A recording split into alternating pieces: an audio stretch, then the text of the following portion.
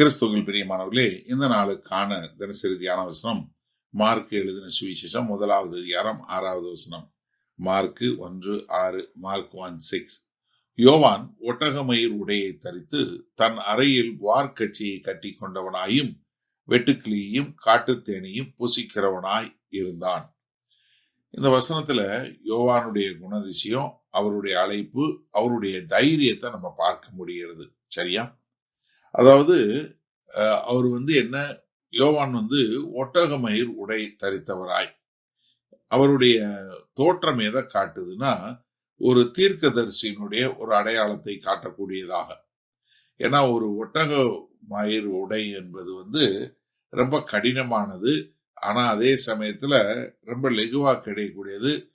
வசதி இல்லை, அது ஒரு நல்ல ஒரு கம்ஃபர்டபுள் கிடையாது. ஏன்னா இது யார் போடுவான்னா ஒரு தீர்க்கதரிசி போடுவாங்க. ஒரு ஆசாரியனோ இல்ல ஒரு அரசியல்வாதியோ இல்ல ஒரு வேதபாரகனோ போடுறது இல்ல. வழக்கமா யார் போடுவா? தீர்க்கதரிசிகள் தான் போடுவாங்க. அதனால யோவான் என்ன பண்றாருன்னா, வேணுமென்றே ஒரு மத சம்பந்தமாக உள்ள எருசலேம் தேவாலயத்தில் உள்ளவங்க எல்லாம் போடக்கூடிய ஒரு காரியத்தை ஒதுக்கி வைத்து விட்டு, எப்படி 2 ராஜாக்கள் 1வது அதிகாரம் 8வது வசனத்துல எலியா இப்படிப்பட்ட உடை உடுத்தினாரோ அதே மாதிரி இவர் உடுத்துறாரு. சகரியா 13:4 பார்க்கிறோம், தீர்க்கதரிசிகள் ரொம்ப இந்த மாதிரியான உடைகளை உடுத்துறாங்க அப்படின்னு சொல்லக்கூடியதாக. 2வது ஒரு தன் அறையில் வார்க்கச்சையை கட்டி கொண்டவனாயும். வார்க்கச்சைனா பெல்ட், அவ்வளவுதான். சரியா? அதாவது ஒரு ஆயத்தமாக, அதே சமயத்துல ஒழுக்கமாக இருக்கக்கூடியது. ஏன்னா 2 ராஜாக்கள் 1:8 எலியாவோ அதே மாதிரி ஒரு வார்க்கச்சை கட்டி கொடுக்கக்கூடிய ஒரு காரியத்தை பார்க்கிறோம். ஏன்னா ஏன் தீர்க்கதரிசிகள் இடையில கட்டினாங்கன்னா, ஏன்னா அவங்க ரொம்ப வேகமா வசதியா எங்க வேணாலும் போக முடியும், வர முடியும் என்பதற்காகத்தான் அந்த காரியத்தை காட்டினாங்க. அடுத்தவர் என்ன சொல்றாரு? அவர் சாப்பிட்ட சாப்பாடு சொல்றாரு. அதாவது எவ்வளவு ஒரு சிம்பிளா, எவ்வளவு ஒரு தாழ்மையா சாப்பிடக்கூடியவரா இருந்தார்னு. அவர் வெட்டுக்கிளியும் காட்டுத்தேனையும். வெட்டுக்கிளி என்று சொல்லும் போது நீங்க பாத்தீங்கன்னா லேவியராகமம் 11வது அதிகாரம் 22வது வசனத்துல வெட்டுக்கிளி என்ன இருக்கிறதுல அது ஒரு சரியான ஒரு சுத்தமான ஒரு உணவு என்று சொல்லக்கூடியதாக. அப்ப இது எதை காட்டுதுன்னா, அவர் எவ்வளவு சிம்பிளா, அதாவது உலகத்துல உள்ளது போல நல்லா இது பண்ணக்கூடியது இல்ல, மாறாக எப்படி ஒரு கர்த்தரை சார்ந்து வாழக்கூடிய ஒரு மகனாய் இருக்க வேண்டும் என்று சொல்லக்கூடியதாக. அதே சமயத்துல காட்டுத்தேனை புசிக்கிறவனாய். அப்ப காட்டுத்தேனை புசிக்கிறதுனா என்ன? கர்த்தரை நம்பி சாப்பிடக்கூடியவரா? ஏன்னா தேன் என்ன இனிக்கும், அதே சமயத்துல நல்ல சக்தி கொடுக்கும். அது மாத்திரமில்ல, அது நல்ல உணவு. அப்ப இது முழுக்க முழுக்க கர்த்தரை சார்ந்து வாழக்கூடியது.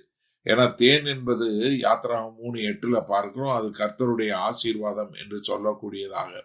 அதே மாதிரி 81 சங்கீதம் 16வது வசனத்துல கர்த்தர் தன்னுடைய ஜனங்களுக்கு தேன்னால, கண்மலையிலிருந்து வரக்கூடிய தேன்னால அவங்கள போஷிக்கிறார் என்று சொல்லக்கூடியதாக. சரி, இதனால இந்த வசனத்தை நம்ம எப்படி எடுத்துக்கொள்வது? இந்த ஒரு காரியம் நான் உங்களுக்கு இன்னைக்கு அழகா சொல்றேன். உங்களை கர்த்தர் எதுக்கு அழைச்சிருக்கிறாரோ அந்த அழைப்புக்கு ஏற்ற மாதிரி நீங்க உடை உடுத்துங்க. உங்களுடைய சமுதாயத்தின்படி அல்ல, உங்களுடைய சடங்காச்சாரத்தின்படி அல்ல. ஏன்னா இன்னைக்கு நிறைய பேர் இந்த உடை உடுத்துவதுல ரொம்ப கவனமா, ரொம்ப இதா இருக்கக்கூடியதா. ஏன்னா நீங்க அவர் எங்க இருக்கிறாரோ அங்க இருக்கக்கூடியதுல அவர் அழைக்கப்பட்ட அழைப்புக்கு ஏற்றார் போல இருக்கக்கூடிய ஒரு காரியம். இப்ப நிறைய பேர் என்கிட்ட கேட்பாங்க, அண்ணே நீங்க ஏன் டை கட்டுறீங்க, நீங்க ஏன் சூட்டு போடுறீங்க அப்படின்னு. நான் ஞாயிற்றுக்கிழமை பிரசங்கம் பண்ணும்போது அது பண்றேன். ஆனா காரணம் என்னன்னா, நான் லண்டன்ல இருக்கிறேன். இங்க யுனைடெட் கிங்டம்ல லண்டன்ல எப்பயுமே கோல்டு தான். சம்மர்ல கொஞ்சம் ஒரு வாரம் இல்ல 10 நாள் தான் எங்களுக்கு பயங்கரமா இருக்கும். மற்றபடி எங்களுக்கு எப்பயுமே பயங்கரமான குளிர். நாங்க வருஷத்துல கிட்டத்தட்ட எவ்வளவு மோசமா போச்சுனாலும் ஒரு 9 மாசம் சர்ச்சில் ஹீட்டர் போட்டு தான் நிக்கணும். அதனால இங்க எல்லாருமே அப்படி உடை உடுத்துவாங்க. ஆனா இதே இது நான் இந்தியாவுக்கு வரும்போதோ இல்ல இலங்கைக்கோ இல்ல வேற இதுக்கு போகும்போது நான் வெறும் சட்டை தான் போடுறேன். அங்க நான் போடுறதே இல்லை. என்கிட்ட அங்க கேட்பாங்க, ஏங்க நீங்க கோட்டு போட மாட்டேங்கிறீங்கன்னு. ஏன்னா அங்க ஏற்கனவே வேர்த்து ஊத்துது, எதுக்கு பண்ணணும்? அப்ப எனக்கு அருமையானவர்களே, உங்களுடைய வாழ்க்கை முறை எப்படி இருக்கணும்னா, உங்களுடைய உடை உடுத்தக்கூடிய உங்களுடைய வாழ்க்கை முறை உங்கள் அழைப்புக்கு ஏற்றார் போல் இருக்க வேண்டும் என்பதை தயவு செய்து புரிந்து கொள்ளுங்கள். வல்லபிதாவே, இந்த நல்ல நாளுக்காய் நன்றி. ஆமாண்டவரே, இந்த செய்தியை கேட்டுக்கொண்டிருக்கிற ஒவ்வொரு ஜனங்களும் தாங்கள் அழைக்கப்பட்ட அழைப்பிற்கு ஏற்றார் போல உடைகளை உடுத்தி தங்கள் அழைப்பை உறுதி செய்யக்கூடிய மக்களாயும் அதை நிறைவேற்றக்கூடிய மக்களாயும் இருக்க கிருபை உண்டாகட்டும் என்று இயேசு கிறிஸ்துவின் மூலம் ஜெபிக்கிறோம் வல்லபிதாவே, ஆமேன்.